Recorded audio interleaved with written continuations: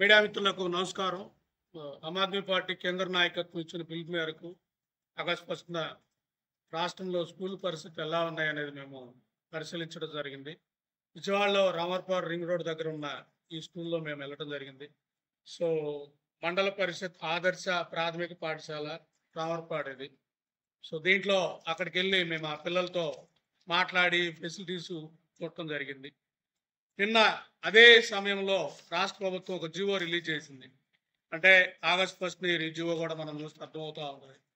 ఈ జీవో సారాంశం ఏంటంటే, సో గ్రూప్స్ కానీ లేదా పార్టీకి సంబంధించిన వాళ్ళు కానీ ఆర్గనైజేషన్స్ కానీ ప్రభుత్వ స్కూల్స్కి వెళ్ళి సో పరిశీలించకూడదు, అలాంటి కార్యక్రమాలు చేయకూడదని జీవో ఇచ్చారంటే ఆమ్ ఆద్మీ పార్టీ ఇచ్చిన పిలుపు మేరకు రాష్ట్ర ప్రభుత్వం సో ఈ జీవో ఇచ్చిందని మేము భావిస్తాం. అంటే భయపెడుతున్నారని మేము చెప్పదలుచుకున్నాం. ఎందుకంటే ఆంధ్రప్రదేశ్లో స్కూళ్ళు అధ్వాన్నంగా ఉన్నాయనేది మేము అక్కడికి వెళ్ళి చూస్తే మాకు అర్థమైంది.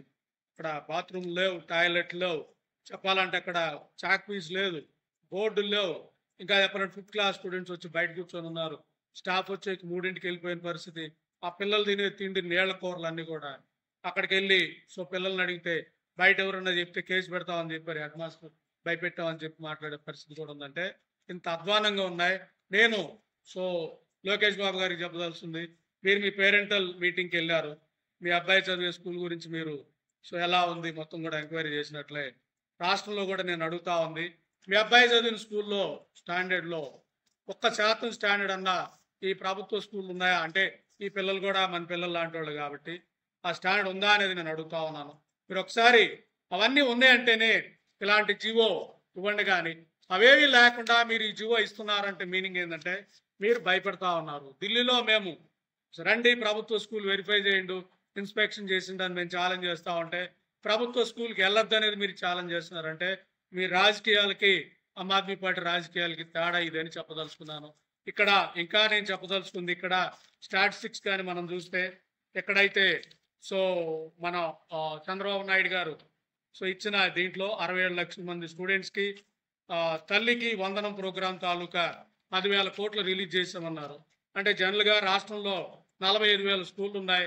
జనరల్గా 10,000 కోట్లపై 45,000 స్కూల్స్ వేసిన స్కూల్కి 22 లక్షలు వచ్చే పరిస్థితి ఉందంటే 22 లక్షలు ఇస్తే ఆ ప్రతి స్కూల్లో కార్పొరేట్ స్థాయిలో వచ్చే పరిస్థితి. అంటే ఈ ప్రోగ్రామ్ ఒక సైడ్ రన్ చేస్తా ఈ ప్రోగ్రామ్కి మీరు 15,000 ఇస్తున్నారు, ప్రైవేట్ స్కూల్లో వచ్చేకి 40,000, మొత్తం ఈ 10,000 కోట్లు కూడా ప్రైవేట్ స్కూల్కి వెళ్ళే పరిస్థితి.